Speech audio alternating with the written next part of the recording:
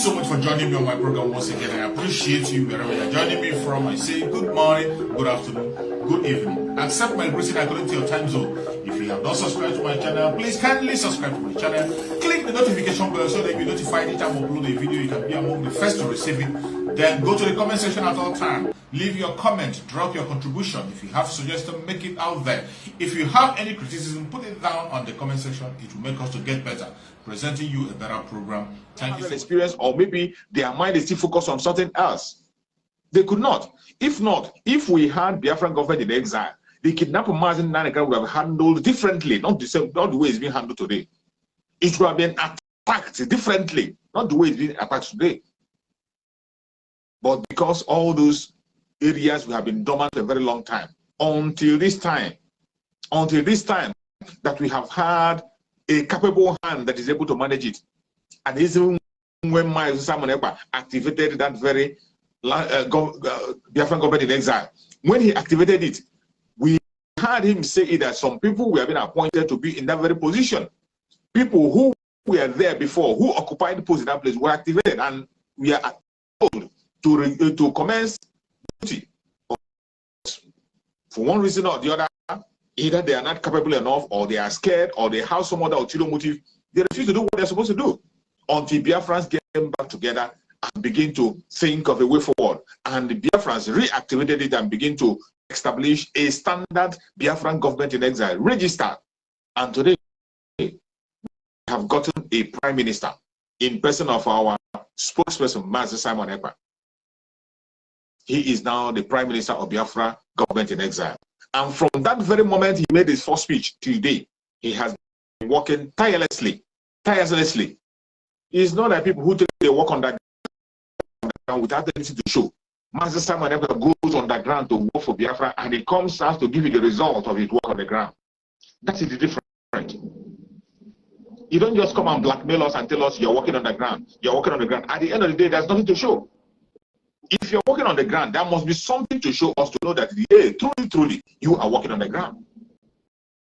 You don't just wake up and tell us you're working on the ground. If you're working on the ground, you have to show it to us. Show us that you're working on the ground. Show us your effort. Show us what you have acquired. Show us what you have achieved while you're working on the ground. That is the difference between the present leader and those who have been there a very long time. And I must tell you, he needs our support. Our spokesperson, Master Simon Ekpa, needs our support. And I remind you that the Biafra we're fighting for is not for Master Simon Ekpa. It is not for Master Nnamdi Kanu. It is for you yourself. You are fighting for yourself and for your unborn generation. So the best thing you can do for yourself is to support anybody that is genuinely fighting for your freedom. Genuinely fighting for your freedom. Do not support those who are dragging people down. Do not support those who are distractors. Do not engage in distraction. Do not engage in sabotaging. What you're supposed to do is to be focused. Be focused and think of how you're going to make a contribution. In any area where you know you can be able to participate and contribute, you make a contribution in that area. We have passed the stage where we begin to engage in argument within ourselves, where we begin to bring ourselves down, where we begin to attack each other. We have crossed that stage. At this stage that we are now, even if you feel within your own self that there is something that the Prime Minister of Biafra is not doing very well, there is something that the autopilot IPOB is doing that you don't agree with, you don't have to fight them. You don't have to demonize them. What is your own roadmap? If you can be able to establish yours and follow your own roadmap, follow your own path. Follow that your own path and pursue it diligently, and make sure that you succeed and get Biafra for us. The only important thing that matters for every one of us is to have a nation we will call our own. A place where we can be able to speak our mind, grow at our own speed. A place we can be able to define and identify as our home. As it stands today, we don't have a home. I can say that. I can say we don't have a place we can call our own today. Even in our own land, we have been made an endangered species. You see the way the Biafran people are losing their life on a daily basis on different fronts.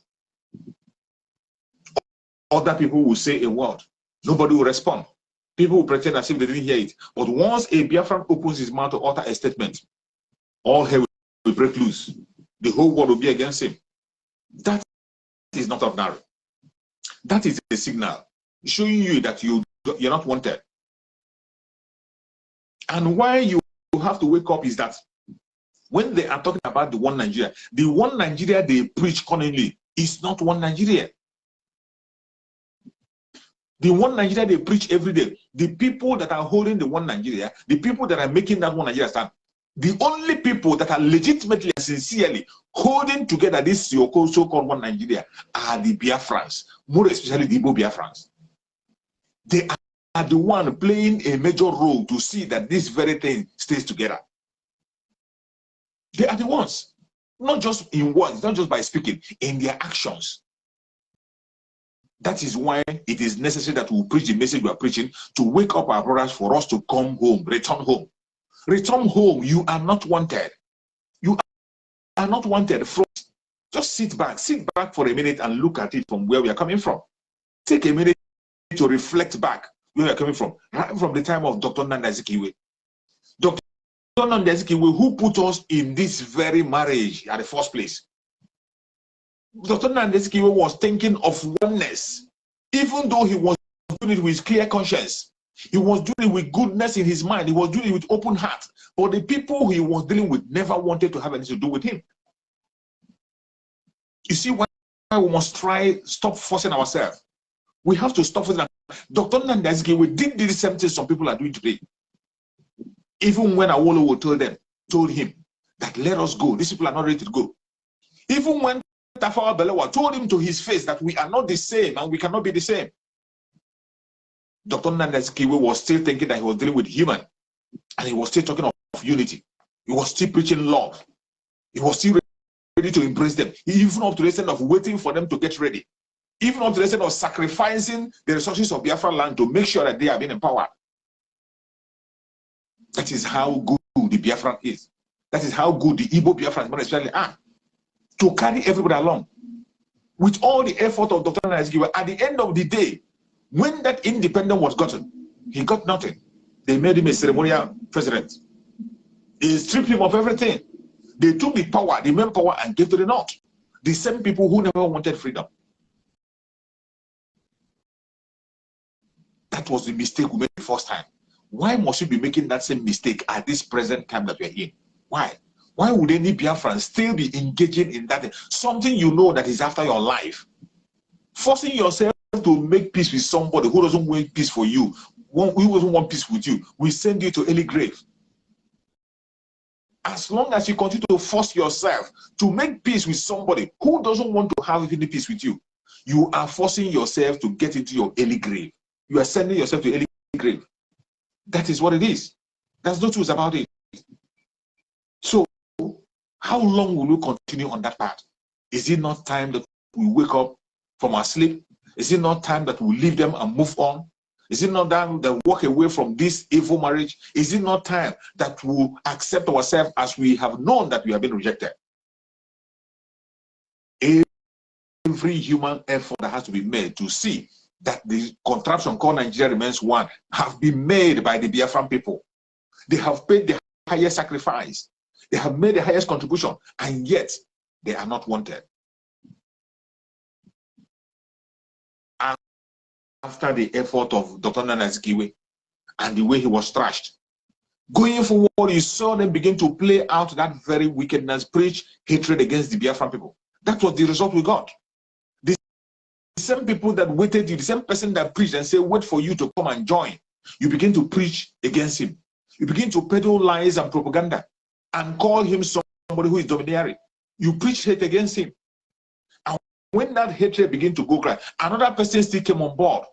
Someone still came on board to make sure that the world goes forward, to make sure that he sent information across, to make sure that information continue to go out so that people will hear the true word. That same person that came to that black move, the person that provided himself to take that step, what happened? They still came after him. They still translated it and blackmailed him to be a coup plotter. Kaduna Nzogu, his own Chukwumakina Nzogu, his own mission was a revolution to restore peace and sanity. A resolution to restore peace and sanity. When he saw what was going on, when he saw the evil that people are perpetrating, when he saw that everything that is going on, there's nothing that is going right, that so many things are going wrong, he decided to pick up the challenge. But what happened at last? What happened when he picked up that challenge? Instead of him getting the support that he needs to get, the whole world rose against him. They preach propaganda against him. They preach lies and blackmail against him. And what do they say? They began to say that he's a coup plotter. Before you know it, they change it and call it a Igbo coup. Meanwhile, the main purpose of that very movement you saw, it was a revolution to restore sanity in that contraption and make sure that everybody have equality. And after all, their plan and main plan was to install Awolowo, who is not even a Biafran, to run the government because he is plain. But at the end of the day, what did they bring to us? It brought hatred. They transferred it and called it a coup. And not only calling it a coup, they took it that it was an Igbo coup, that it was Igbos planning coup to take over the whole place. And at the same time, they forgot that the people that truncated the coup, the people that stopped the coup, we are still Igbo people. The people that stopped the coup in certain areas, we are still Igbo people. And this did not send any message to them. And as if that is not enough, they continue the propaganda. And they make their own counter coup. When they did their own counter coup, already Aguiyi was there trying to unite the whole place together. And even Aguiyi surrounded himself with mostly the Northerners. He drew them very, very close. He drew them very close to himself. Even when he was warned, he never listened. That is another step that Biafrans took to create unity. Aguiyi was warned, but Aguiyi never listened. He continued to reach out to other people, and that is how Biafrans are. Biafrans respect foreigners even more than themselves. They fight for foreigners even more than themselves. Biafrans can put their life on the line for a foreigner. That is life of a Biafran. Any place you see them, they protect the visitors. Even they do much good for others, even more than themselves. Aguiyi did the same. Open his hand wide. Welcome everyone. Trying to establish a government of unity. Why everybody be included? What did they do? Instead of embracing that, they went ahead to conduct their counter coup. In their counter coup, Aguiyi, what crime did they commit? Nothing. They murdered Aguiyi. Aguiyi, who was murdered, an innocent person, a president that was murdered. Today, his name is not being celebrated anywhere. You can't see any statue or stone raised to his name in Nigeria. You cannot see any place there is any stone about Aguiyi or anything about Aguiyi. This was a president of a country, military president of Nigeria, who didn't commit any crime. He didn't commit the only crime he committed is that he's a Biafra.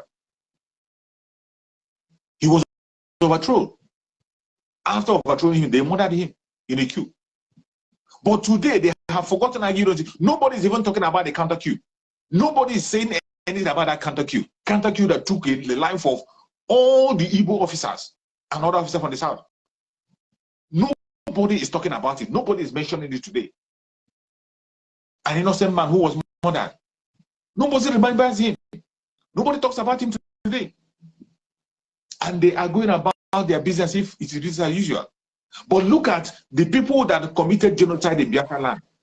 The people that committed crime, they are being celebrated in that Nigeria. Murtala Mohammed, who you are celebrating his airport. Murtala Mohammed committed genocide. Today you place his name in one of the most important airports in that contraption. You hear about Murtala Mohammed everywhere. Look at of the recent one. Abacha of the recent one, Abacha that committed a lot of crime, stole money. That even when you mention his name on the media, everyone know him as a criminal. They named a stadium after Abacha, and he's still being celebrated up to today. They celebrate him. Many of the northern officers who committed crime, who committed genocide, they are celebrated today. But Aguiyi, one of the most qualified and the first general, not general by title, general that fought in wars, general that engaged in world war. His general was given by British, not by merit or not by dashing out. Aguiyi, one of the most qualified Nigerian general there, well trained, was murdered in cold blood. And today, no stone is raised anywhere in his name in that contract from Nigeria. Was it not recently his wife died? When his wife died, did you hear Nigerian government speak? Did you hear anybody paying him, including our own people, even our own politicians? Our own politicians. The case of our eternal leader, Ojukwu, the death of our eternal leader, Ojukwu, if not for Goodluck Jonathan, because that one is a Biafra also, at least he still have some Biafran blood in him, he would have not been given a state burial. If not for Jonathan, Ojukwu would have not been given a state burial. But I thank Chukwu Okeke that Biafrans will be on his side. And I thank Chukwu Okeke that he was buried with Biafran flag. He was buried with Biafran flag. Even with all their state nonsense, the Biafran flag was very important. He was buried with it.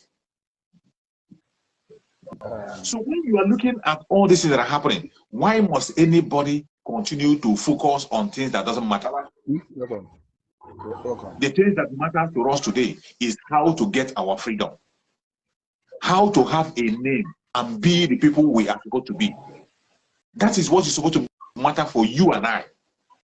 Not fighting each other, not blackmailing each other, not attacking each other. We can disagree. Disagreement is normal. Even husband and wife disagree. Brothers and sisters disagree. Families disagree. Even for a long time, and they come back and agree. This disagreement is part of the thing. But don't go extra mile to begin to pull down the pillars that is holding the struggle. Don't go extra mile to be destroying yourself, thinking that you are destroying someone. Today, Biafran people have chosen a prime minister, chosen by Biafran people. The only good thing you can do for yourself is to support him. If you don't support him, do not criticize him. Stay on your own lane. If you know that which you know you can do. If you want to create your own group, try and create your own group. If you can convince people you're convinced and begin to pursue Biafra your own way, there's nothing wrong with that. There is absolutely nothing wrong with that. Pursue it in your own way. If you succeed in getting Biafra, I believe you, we are going to join you in Biafra land. If we get it before you, you will join us. Whoever has a fault, the Biafran court will decide. The Biafran court will be here to decide. From all we are seeing today, when we talk about the Biafran government in exile, it will show you that we are not playing. It is not a play. Everything you are doing today, online and offline, is recorded. It's on record. So every one of us must be careful. Be mindful of what you say and what you do. My brother Solomon, you can come in. Okay, thank you so far, so good for the contribution and the statement and the teaching and the preaching you are making so far. Honestly, our leader have said this thing some time ago. He said that if you know what you can do to make sure, say, Biafra come, do it. If you are more better than him, come up. He has put that challenge for how many years? Up to now, nobody ever come up to say, I will stand against that challenge and show you that I have what it takes to bring Biafra. The only work our people know how to do very well is just to sit back and criticize you. For them to support you is a problem. For them to appreciate what you are doing is a problem. They will criticize you, talk evil about you, but what you are doing is good, but they cannot support you, and they will not join you to do it. They will sit outside. That is why you see most of them paying a heavy price. A heavy price, because you can't criticize your own brother that are planning good thing concerning you and him. Then at the end of the day, you get good thing from the enemy that you are working with against your brother. The enemy cannot trust you. They cannot, because they know that you have to betray your brother. Is it them that you cannot betray? So they cannot trust you. That is why you see them paying heavy price after everything. I remember Zogo. I remember when our leader, eternal leader, warned him that your people that you have surrendered you is your enemy. He didn't listen. He won Nigeria, and the atrocities one Nigeria happened to him. Today nobody remembers him. We see all the whole criminals that are participating in one evil thing or the other, and they are celebrating them because Nigeria is designed for evil. Nigeria is not meant for good living. Nigeria is not meant for anything good. Because if Nigeria is meant for anything good, Murtala Muhammad, for number one, will not be in a currency of the nation. Chocolate of name, putting his name in international airport and other things. Even Abacha, that is highest looter all over the earth, they cannot be mentioned. But because Nigeria is designed for evil, that's why you see them celebrating evil, and that's why you see them no good things happening in Nigeria. Upon all the whole churches and Christians, every that thing that is Nigeria, still evil still triumph over good thing in Nigeria. Evil still triumph over good thing in Nigeria. That is why there's no good thing that can happen in Nigeria. It is only killing every day, killing every day, evil thing, hardship. People are suffering, people are sick. You can't go to hospital and get the better treatment. If you don't have money, nothing for you, you will die. People are using all sorts of means to survive in Nigeria. Nigeria is the headquarters of evil all over this world.